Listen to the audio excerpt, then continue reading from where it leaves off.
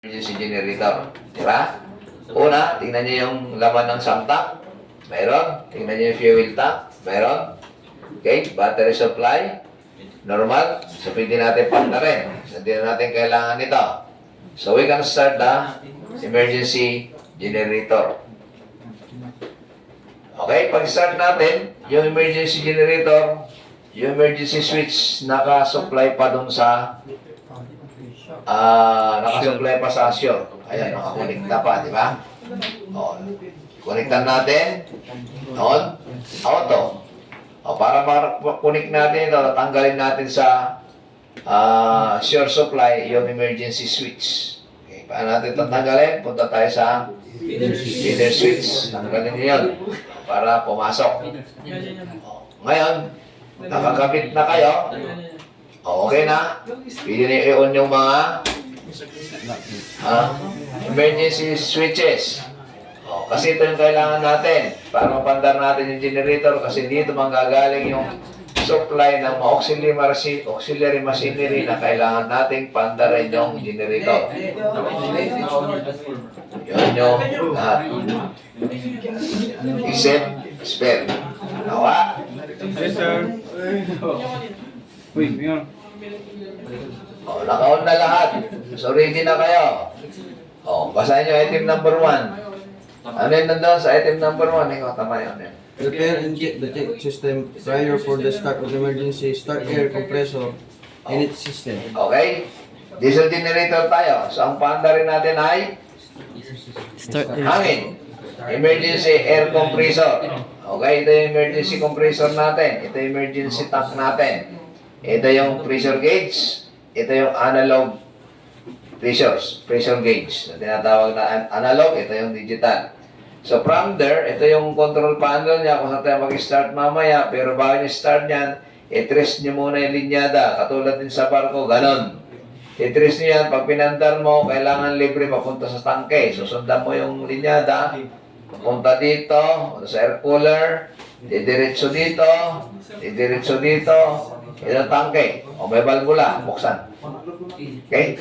Inlet to emergency tank. Ito outlet from emergency tank papunta sa generator. Hindi mo natin bubuksan ito kasi kakarga muna natin ito. Okay, yung emergency compressor, dalawa. Electrical operated at saka hand. So, pagpandar natin dito, pag hindi gumagana yon, trace mo yung linya muna bago magpandar. Ganon din ang gagawin niya sa barko. Eh sabi ko yung simulator dito, kung kaya nyo pandarin yan, pagdating sa barko, alam nyo rin pandarin yan, isipin nyo lang yung ginawa nyo dito. Buksan natin ito. Papunta doon. Di ba? Para mapandar natin ito. Just in case na hindi mandar doon. O, ready na to? So, on. Ayan. So, para mabilis yan, pwede natin pagsabayin. O, buksan mo to. On mo yun. Okay, para mapandar natin generator, i-maximize na natin sa 10. Okay? Para mandar yung generator. So, bantayan lang natin. Pwede natin pagsabay-sabayin yan, pero isa-isayin natin nung nandyan para maintindihan nyo kasi marami yan. Pabutin natin ng 10.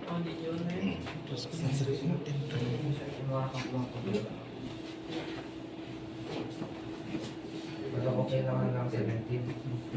Kaya naman yung kaya lang yung sa amin 17. Yung maximum niya. Okay. Okay na. So, patay. Ito na pala, sorry. Off. Pwede na yan. Off. Ayan, pwede na yan, di ba? O ngayon, sunod. Item number 2. Repair diesel generator. Number 1, for start operation by warming up the engine. Okay. Warming up, sabi niya. Okay, pag sinabi warming up, pinag-aralan natin previous topics. Na nakalagay doon, temperature at 24 hours prior departure, you should be warming up the engine to maintain 60 degrees temperature ng jacket cooling. O ito yung jacket cooling system na tinatawag natin blue fresh water. Okay, dalawa ang cooler. High temperature fresh water cooler at saka low temperature fresh water cooler. So, unahin natin yung yung high temperature. So, kukuha dito. Ito yung bomba niya. Didiretso doon, papunta sa Ano sakta? Sa block ng makina. And then, lalabas dito, dadaan sa air cooler, didiretso doon, pabalik uli. Kasi pinapalamig siya ng seawater. Yung low temperature naman, pinapalamig ng seawater. Kukuha dito yung low temperature pump mo, iikot lang ito kasi warming ito. Didiretso doon, okay, air cooler, didiretso doon, pabalik, iikot lang. Okay? Nakasiting ng 60 degrees yan, 0.60 or 60 degrees. Ito ngayon yung warming up line. O, nakatap sa jacket cooling line. Heater, electrical. O, energize pa. So, warm up kasi yung sabi niya, di ba? Warming up, tama? O, ayaw natin. Boom. O, nagdikit na. So, warming up na yan. So, makikita niyo yan, tumataas yung temperatura na, di ba? O, umiikot. O, ngayon, sunod. Prepare, check, necessary, auxiliary, machinery system. ED, low oil. Sample, lube oil. O, lube oil muna. Okay, lube oil. So, ito yung lube oil pipings natin. Okay? Galing sa samtang, kukunin siya ng lube oil priming pump. Naalala niyo, nag-start yan ng generator doon. O mag-start ng generator, hindi niya man naabot yun, pero requirement. Meron nagbubomba ng lube oil. Pagkatapos ihanda yung hangin, handa na natin yung hangin, di ba? O susunod, lube oil. O nagbubomba yung isa doon. O, ngayon, ito yung lube oil dito, electric operated. O, galing dito, punta dito, dadaan dito sa dalawang bomba, o isang bomba lang gagawin natin, priming pump, didiretso dito, ikot, dadaan sa cooler, dadaan sa 3-way valve, kasi bypass ito. Pagka malamig, ito bubuksan mo. Ang setting niya, 50 degrees centigrade. Bini kasi pagdating ng 50, mag-alarma. Dadaan yung langis dito, bukas na to, huwag niyong gagalawin. Papasok sa filter na dalawa, bubuksan niyo, outlet ng filter. Pabalik ngayon sa makina. Okay na? O ngayon, tignan niyo yung langis. Wala. 25% lang yung laman ng sampak niyo. So, hindi kayo pwedeng magpandar. So, kailangan dagdagan natin by clicking this valve, filling valve, left click. Tandaan nyo, hanggang 80% lang tayo. Lahat ng tangke sa barko, 80% lang ang ikakarga. Huwag palampasin dyan kasi aawas yan pag malon. Okay, mapa-fresh water, mapa-ballast tank, mapa-fuel oil tank, mapa-diesel oil tank, low oil tank, kailangan 80% lang.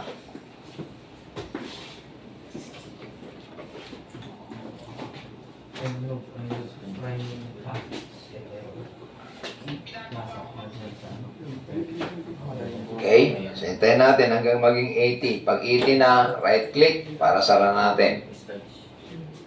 Okay? Okay. Oh, sarado na. So, may langis na. So, pwede nang paandarin yung priming pump para mag-circulate yung langis. Okay? Oh, andar. Auto. Oh, andar na. So, mandar na siya. O, sunod. Tapos na luboy. Fresh water. Seawater. O, i-click natin ito na lang. O, ito yung seawater. O. So, bubuksan natin yung suction switches. Didiretso dito. Didiretso doon. Didiretso doon sa cooler. Itong dalawa na to, 1 and 2, sa main engine yan. So, huwag na natin buksan yan. Buksan natin ito para hindi masyadong mataas yung pressure ng seawater mamaya. Ito yung kailangan natin sa generator number 1. Okay? O, didiretso dito, supply niyan, buksan din natin to para hindi tayo mataasan mamaya. Papunta sa overboard. Bukas yung valvula, pandarin natin yan, auxiliary pump. Yan. Nag-alarma. So, pag nag-alarma gano'n, tingnan niya alarma, anong problema. Ayun. Mababa kanina, ay mataas na. Click natin yan. Acknowledge, mawawala. Kasi normal na yung pressure dito. Okay na. Oh, so, meron ka ng seawater. Anong sunod? Run diesel generator, number 1, with enough. No, meron pa yan. Seawater. Fuel oil. Oh. Okay? So, papandarin natin generator, kay ikukumplito mo yon. Jacket cooling, low oil, seawater, tapos fuel oil. Tandaan natin na yung fuel oil, Sa barko, pinag-aralan natin yan sa fuel system, nagmumula sa HFO or fuel service tank o kaya DO service tank. Ngayon, biblin natin, dalawang tanking gagamitin natin, fuel service tank at saka DO service tank. So, doon tayo magsisimula. So, click natin ito. Oh, ito yung HFO service tank, DO service tank. O yan, di ba? So, bubuksan natin yung outlet valve ng heavy fuel oil. Okay? Susundan mo yan, idiretso papunta sa FO system. Ito, bubuksan niya papunta sa boiler. Ito yung fuel oil. Lipat naman tayo sa diesel oil. Buksan nyo yung outlet valve ng DO service tank. Titris nyo yung linyada kasi ganyan din ang gagawin nyo sa barko. O, kung may mga balbula na sara, buksan natin yung FO system. Sarado yon. Buksan natin yung papuntang generator. Ito, didiretso na sa flow meter yan. Okay? Bukas na. O, punta tayo sa generator. Ito na yun. Yung binuksan nyo kanina. Ito. At saka ito. O yan. Pupunta doon. Yung service tank. Didiretso doon sa control valve na to. 116. So, buksan natin yan. Dadaan sa FO pump. Didiretso dito. Pupunta sa filter na dalawa. So, buksan natin ito. Bukas. Didiretso sa flow meter. Okay? Didiretso na sa generator. So, next. Starting here, please do the same. Starting Here. air system. O, meron ka ng low oil, meron ka ng jacket, meron ka ng seawater cooling. Hangin na tayo para mag-start tayo. Buksan natin yan, balik tayo. O, okay? O, may laman na 10. O, buksan natin yung outlet na emergency compressor. Papunta sa generator.